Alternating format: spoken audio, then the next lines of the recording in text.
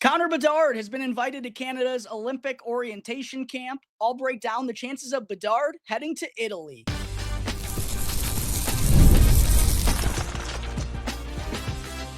You're Locked On Blackhawks, your daily podcast on the Chicago Blackhawks, part of the Locked On Podcast Network, your team every day.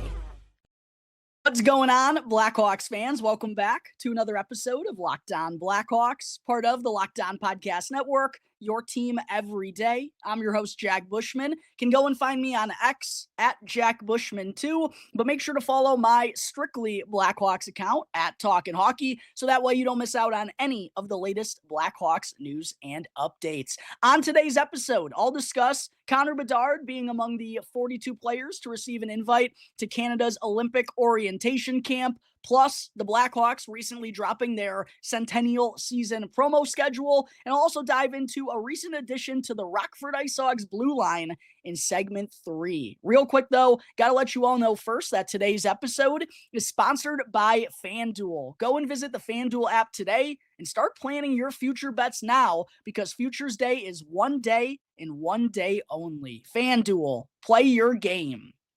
All right, Blackhawks fans, happy Friday. Hope the start of your weekend is going wonderfully. To open up things on the show, Connor Bedard recently was one of 42 NHL players that were invited to Canada's Olympic orientation camp in preparation for the 2026 Winter Olympics. Congratulations to Connor Bedard, by the way, but could not be more excited. First, let me say that NHL players are allowed in the Olympics once again. I know I'm not alone in that feeling, and I know I'm not alone in just the overall excitement for this tournament to go down. Lots of hockey fans feeling that way, and lots of sports fans in general, I think, are aware that Best on Best is going to be going down in the near future, considering all of the buzz from the Four Nations face-off. But of course, in the Blackhawks circle, with Bedard receiving this invite, not being invited to Canada's team for the Four Nations face-off, there's a lot of us wondering, hey, could Connor Bedard wind up going to Italy? Could he be part of the final roster for Team Canada in February? That's what I wanted to break down to kick off today's show.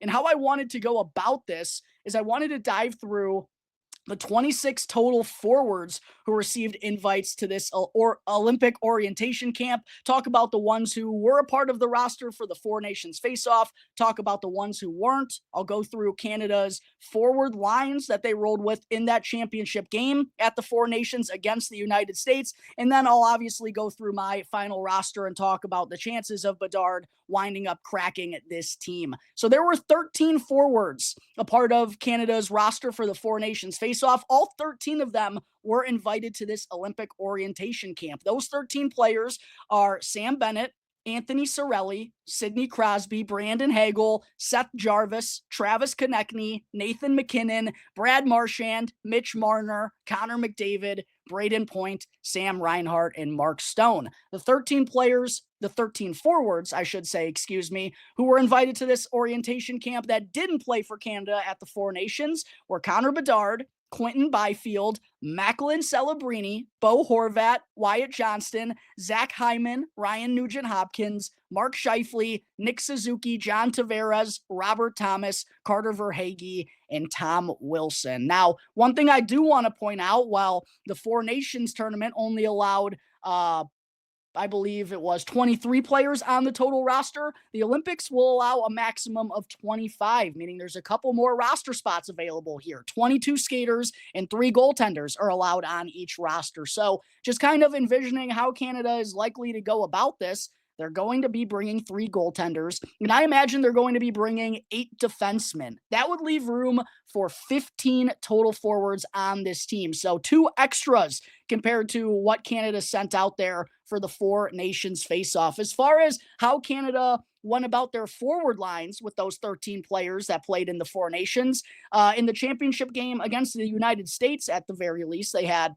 Mark Stone, Connor McDavid, and Braden Point open up as the top line. However, I do believe Mark Stone got bumped down in the lineup because he wasn't playing all that well later on in the tournament. Then Sidney Crosby, Nathan MacKinnon, and Sam Reinhart served as the second line. Brandon Hagel, Anthony Cirelli, Tampa Bay Lightning teammates, and Mitch Marner served as a third line, while Brad Marchand, Sam Bennett, and Seth Jarvis actually got into the lineup on the right wing down on the fourth line instead of Travis Konechny. He served as the 13th forward, did not dress for that championship game. And of course, there was that hilarious clip of him being piggybacked by Brad Marchand to go and get his gold medal. So looking at how Canada went about their forward lines and kind of envisioning or talking through which one of those guys could possibly be on the bubble, could be on the precipice of not making the Olympic roster, I think it's very few Blackhawks fans. Just looking at this team up top, I mean, we know Connor McDavid's going to be a lock to be on the roster.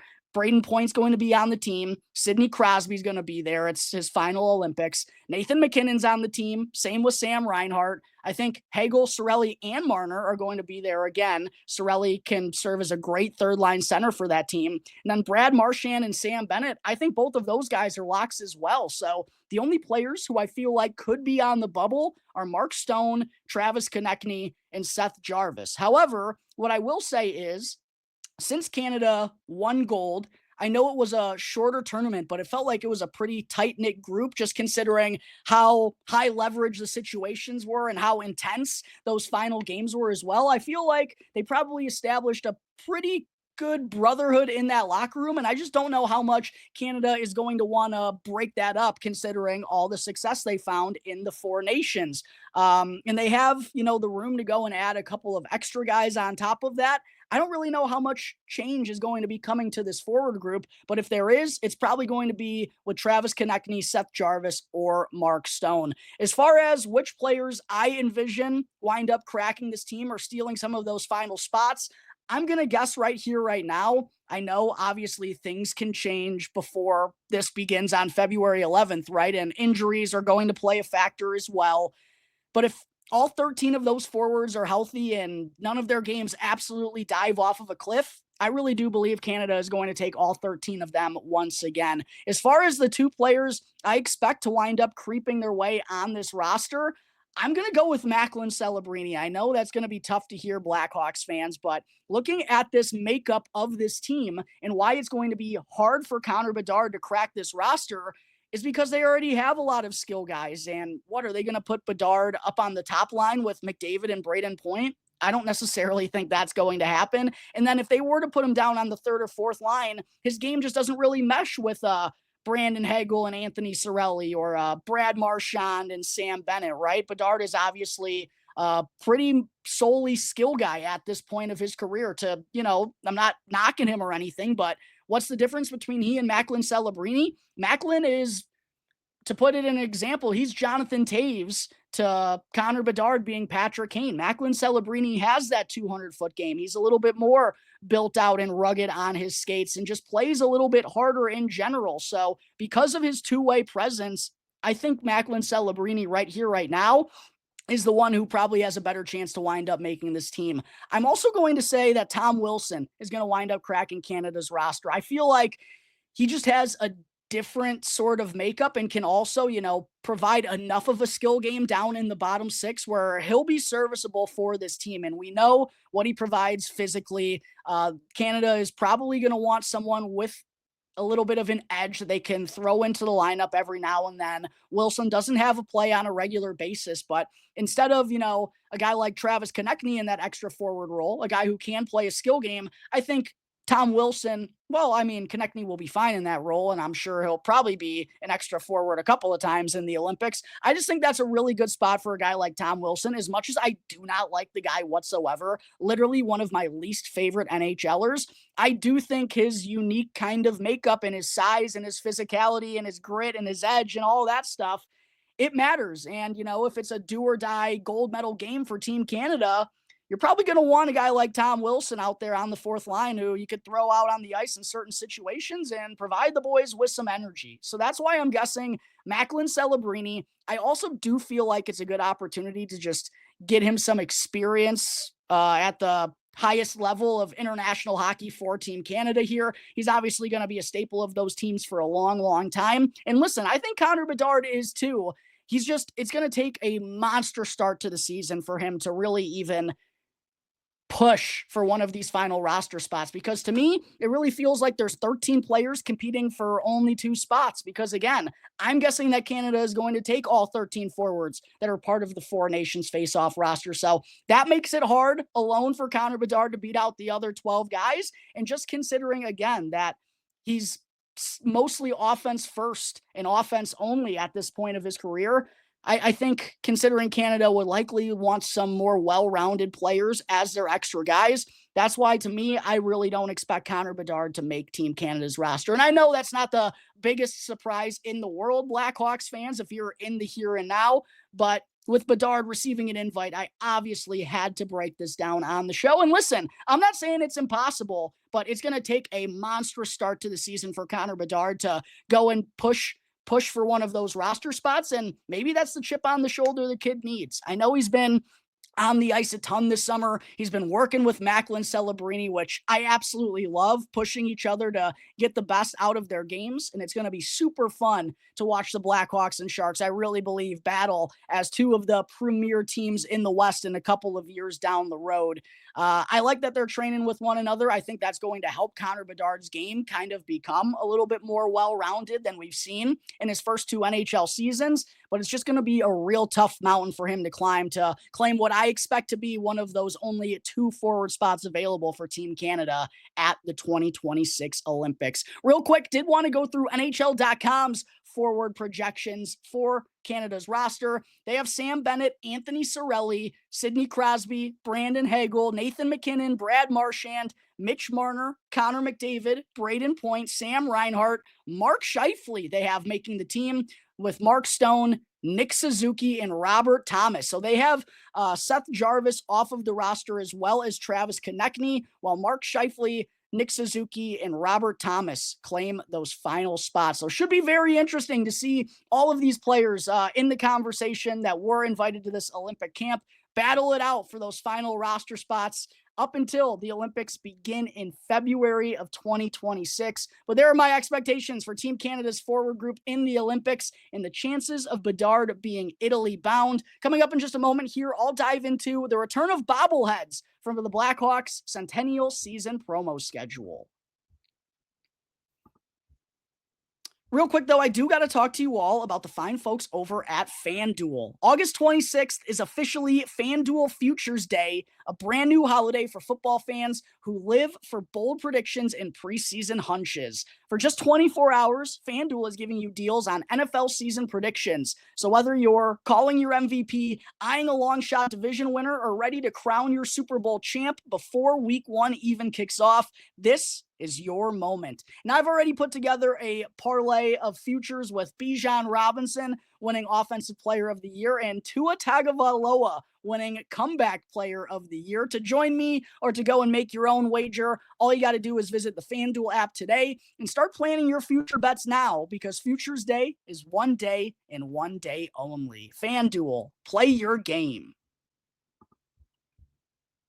Before I get into segment 2, just a reminder to please go and subscribe to Locked On Blackhawks on YouTube if you don't already, and enjoy the content that I regularly produce here on the show. And make sure to comment down below which Blackhawks prospect you want to see me cover next as part of my Blackhawks prospect preview series. Segment 2. The Blackhawks had their 2025-26 regular season schedule drop in the last couple of weeks, and they also recently had their Centennial season promo schedule drop as well, of course, in honor of the 100th anniversary of the franchise. And I got to say, Blackhawks fans, this is low-hanging fruit right here. And the fact that this is like a return of this stuff, to me, it makes me a little bit frustrated. And I've had a couple of different conversations with some of my buddies who are longtime Blackhawks fans, and it's like, why did these stop in the first place, especially when the team has been where it's been the last 4 to 5 seasons? And I've made plenty of gripes here on the show about my frustration with the business side of the Blackhawks, quite honestly, and how it's being handled, and the super expensive ticket prices, and not really incentivizing Blackhawks fans to come down and watch this team, despite them being one of the three worst teams in hockey regularly, right? Like, this stuff should be common sense. You should be throwing your fans a bone, especially fans who are as loyal as we are. Truly, I don't know how many fan bases, not just in hockey, how many professional fan bases in professional sports here in the United States would be as passionate about their team following as many losing seasons as the Blackhawks have had as we are. Like, we deserve this kind of stuff. And I just feel like there hasn't been enough spark or energy, or at least the right type of progress from the business side of the Blackhawks to really reward us fans for that, and to make us really want to come down to the United Center, and to make it worth it, to make us feel like we're not getting robbed, as you feel like when you go to most professional sporting events or concerts or whatever it may be. Everything's super expensive. And I understand you got a business to run. I'm not the most business savvy guy ever, right? But it's just kind of frustrating to me that this type of stuff, or these types of giveaways and such, like, it's a big deal that they're coming back when I don't think they should have gone anywhere in the first place. But I guess hat tip to Jamie Faulkner for at least bringing it back. It's a step in the right direction. But I did want to go through some of these promo giveaway announcements and where they're going to be placed on the schedule, and talk about some of my favorites for 25-26. Obviously, the Blackhawks will have their home opener on October 11th in an original six matchup with the Montreal Canadiens. We'll see Ivan Demidov against Artem Levshinov once again. In the promo for the home opener, the first 20,000 fans will receive a Blackhawks Magnet schedule for the 25-26 season. Pretty basic, but again, like, this type of stuff I feel like it's pretty easy to do. This shouldn't just be coming back for the first time in like a half a decade. The next giveaway comes on October 17th when the Blackhawks are playing the Vancouver Canucks. We got a real good one here, Blackhawks fans. The return of bobbleheads, as I mentioned, it begins with Stan Mikita bobblehead night. However, they will only be available to the first 8,000 fans. So you got to get down to the United Center a little bit early to go and snag these bad boys, because I'm sure they're going to be a hot commodity. Stan Mikita, the first bobblehead returning to the United Center, goes down on October 17th. I have a feeling that's one a lot of people are going to be itching for. Then just a couple of nights later, on October 19th against the Anaheim Ducks, the Blackhawks will give away a Spencer Knight player pin to the first 10,000 fans in attendance. And this is another thing for me.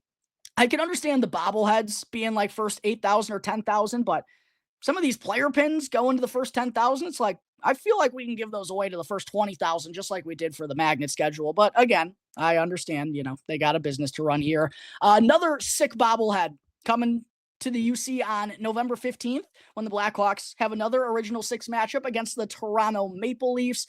Tony Esposito bobblehead night, first 8,000 fans once again. Then we got November 18th against the Calgary Flames. That'll be Military Appreciation Night, which, quite honestly, I really do think the Blackhawks do such a good job of always honoring the military. They have during the TV timeout, they always pan over to the corner, and they always have veterans over there, and they always get a huge standing ovation from the Blackhawks faithful. So I really do appreciate the Blackhawks making this such a priority for them, not only on just Military Appreciation Night, but truly every game that's held at the United Center. They make sure to show their respect to the troops and those who have represented the United States in the military service. So super cool that the Blackhawks, I think, are one of the best in the biz at that. Military Appreciation Night, November 18th. A couple nights later, November 20th against the Seattle Kraken, Native American Heritage Night, which we know Danny Wirtz has obviously been very involved with the Native American community for his tenure here with the Blackhawks, and that's something that they do before every game, and honoring the Native Americans is part of the intro video for the Blackhawks now. Native American Heritage Night on November 20th. Then November 23rd, we got another bobblehead against the Colorado Avalanche. Denny Savard bobblehead night. How about these first three in the return to bobbleheads? Stan Mikita on October 17th, Tony Esposito on November 15th. Then we got Denny Savard, former Blackhawks coach and obviously one of the greatest Blackhawks ever.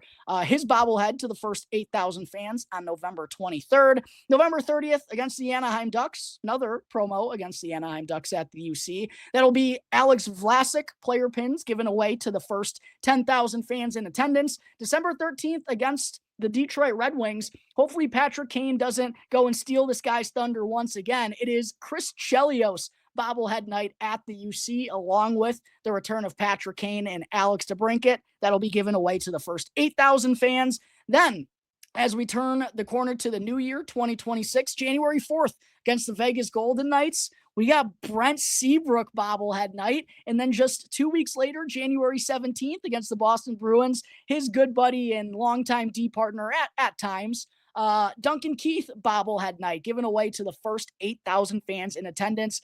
I know Denny Savard, Tony Esposito, and Stan Mikita have their place in Blackhawks history, but I got a feeling there's going to be a fat line outside the United Center for those Brent Seabrook and Duncan Keith bobbleheads. January 25th against the Florida Panthers will be Hockey Fights Cancer Beanie Night. That'll be giving away a Beanie Wilf to the first 10,000 fans in attendance. February 2nd against the San Jose Sharks will be Pride Night. Then March 6th against the Vancouver Canucks, we got Tommy Hawk bobblehead night. That would be a cool one to have. Not necessarily in, the same category as Keith, Seabrook, Esposito, Savard, or Makita, but a Tommy Hawk bobblehead would sit really nice on the shelf and be like a cool collector's item to have for a long, long time. And that's right before my birthday. So maybe I'll be down at the UC that night in attendance. And then last but certainly not least, a good one too on March 22nd, not a bobblehead, but against the Nashville Predators, the Blackhawks will be giving away a Frank Nazar player pin to the first 10,000 fans. And I think, obviously Alex Vlasic is greatly appreciated by us Blackhawks fans. Spencer Knight, I think, is going to be the goalie of the future here. But Frank Nazar, Blackhawks fans are going to absolutely love this guy if they don't already. I think that's probably going to be the most popular of the 3 player pins, if I had to guess. Those Seabrook and Keith bobblehead nights, I think those are going to be some pricey tickets, especially the one on December 13th against the Red Wings. I mean, what a night at the UC. You get Chris Chelios bobblehead if you're in attendance in the first 8,000. You also get to see Patrick Kane and Alex DeBrincat return to the UC. Hopefully the Blackhawks maybe can have a cool game-winning goal in overtime to put a stamp on that one. But I think a lot of cool giveaways coming here from the Blackhawks this season. And again, like I mentioned right off the top, this should be like easy, low-hanging fruit stuff from the Blackhawks. Something they do regularly, especially when this team has been struggling as much as they have the last few years and not necessarily struggling in attendance. Maybe compared to the glory days of the Blackhawks, but certainly not struggling compared to most teams in the NHL who find themselves in the bottom 5 of the standings. But there is my breakdown on the Blackhawks Centennial season promo giveaway schedule. Drop down below in the comment section the one you are looking forward to the most. Coming up in just a moment, before I wrap things up, still have to talk about another addition to the Rockford IceHogs blue line.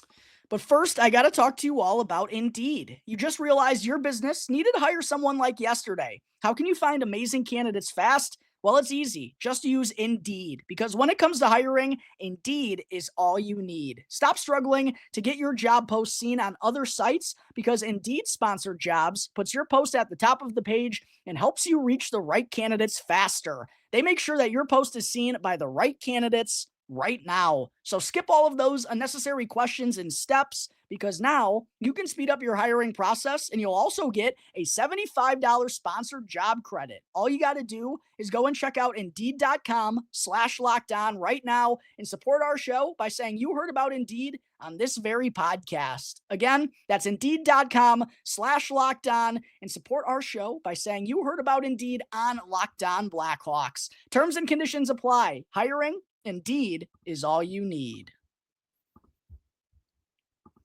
Before I get into segment 3, just wanted to say thank you to everyone for making Locked On Blackhawks your very first listen. Here to start off your day. For your second listen, make sure to go and check out the Locked On NHL podcast, where there is no offseason, bringing you the daily league-wide stories that matter most with the local coverage you love from Locked On. You can now find Locked On NHL on YouTube or wherever you may be listening to your podcasts. Segment 3, the Rockford IceHogs made another addition to their blue line in recent days, signing big right-handed defenseman Tyson Feist to a 1-year AHL contract. And the reason I wanted to bring this up is not because Feist is like a noteworthy addition to Rockford. No offense to him. But I did mention recently on the show when previewing, I went through my Blackhawks way too early forward lines projections. I did the same thing for the projected defensive pairings. I also broke down the pairings I expect the Rockford IceHogs to roll with when their season begins as well. And when doing so, I just mentioned the lack of right-handed defensemen in the system, especially down in the AHL, when I'm expecting Sam Rinzel, Artem Levshinov to both be a part of the opening night lineup, while Louis Crevier will likely be in the seventh defenseman role because he's on a one-way contract. With all three of those righties, in my opinion, going to be up in the NHL to begin the season, that leaves Rockford with not a lot of righties to open up their season as well. So I'm not really surprised that Rockford goes and adds someone like Tyson Feist. We saw them, the first move I believe they made this offseason was trading for Ryan Mast from the Boston Bruins, another big right-handed defenseman. And it's just kind of continuing also to fit the mold, I should say, of what Kyle Davidson wants to do on the back end. Even if it's a guy like Tyson Feist or Ryan Mast, who, no offense, don't have futures here with the Blackhawks organization, he still wants size on the back end. And there's going to be a lot of that down in Rockford once again here this season. Again, this is how I project Rockford to open up the season in terms of their defensive pairings. I think Kevin Korchinski, well, he'll be given an opportunity to make the NHL roster out of camp. I just think given his age and that he doesn't have as much experience and isn't as physically or experience-wise as mature as, Wyatt Kaiser, Ethan Del Mastro. I'm expecting, why am I blanking? Yeah, Wyatt Kaiser and Ethan Del Mastro. I'm expecting them to make the team over Kevin Korchinski. So that's why I have him beginning down in Rockford, along with Nolan Allen, who's going to be playing, I expect, on the right-hand side. It's something we've seen happen with, Ethan Del Mastro and Wyatt Kaiser down in Rockford over the years, just because of the sheer number of lefties the Hawks have in the system.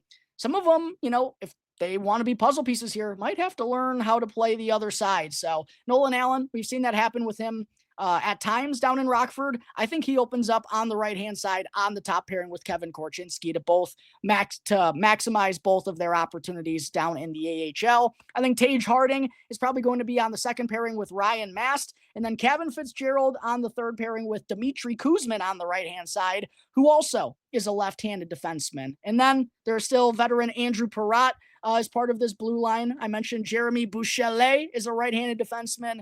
The IceHogs added earlier on in the summer, only has 19 career AHL games though, so not sure truly how much he's going to be in the mix. Seems like he's more likely to be in the ECHL if I had to guess. Tyson Feist, I think he's more likely to get AHL ice time ahead of Jeremy Bouchelet. He's a 6'3", 207-pound right-handed defenseman who's going to turn 25 in January. Played in the WHL from 2017 to 2022, finishing as the captain of the Kelowna Rockets, where he was actually teammates with Colton Dach. He was the one who wore the C before Colton wore it in Kelowna, before eventually being traded to the Seattle Thunderbirds. But he's been playing, Tyson Feist, that is, he's been playing pro hockey since 2022, 2023, bouncing between the AHL and the ECHL. Only has 44 career AHL games, 8 points, 1 goal, and 7 assists. But did play in a decent amount of AHL games last season. I don't know. He's still going to be behind, Fitzgerald and Kuzmin, but it's at least another right-handed option for the Rockford IceHogs. So that's the reason why I wanted to bring it up, just because there's not a lot of righties down in the AHL, and Tyson Feist puts another one on their roster. Maybe that gets him some playing time in the AHL this season, but that's going to take care of today's episode of Locked On Blackhawks, everyone.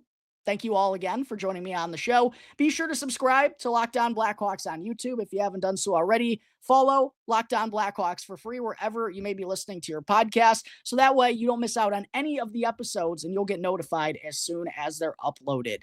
Until next time, everyone, enjoy the rest of your weekends. I'll see you next time on the Locked On Blackhawks podcast, part of the Locked On Podcast Network, your team every day.